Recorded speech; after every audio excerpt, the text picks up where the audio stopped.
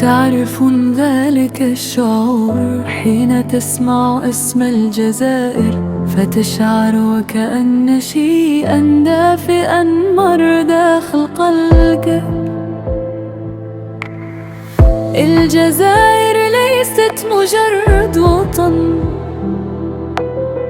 هي تخبي أبنائها داخل الدعاء، وشوارع تحفظ حكايات الطفولة، وقلوب مهما تعبت تبقى واقفة.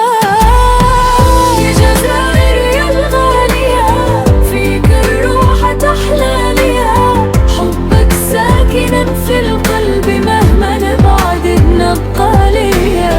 يا جزائر يا بلادي، ضحكتك أحلى الأعياد، فيك ناس الطيبة وفيك الخير يزدادي. في الجزائر حتى الحزن نلو كرامة، وحتى التعب يشبه الصبر.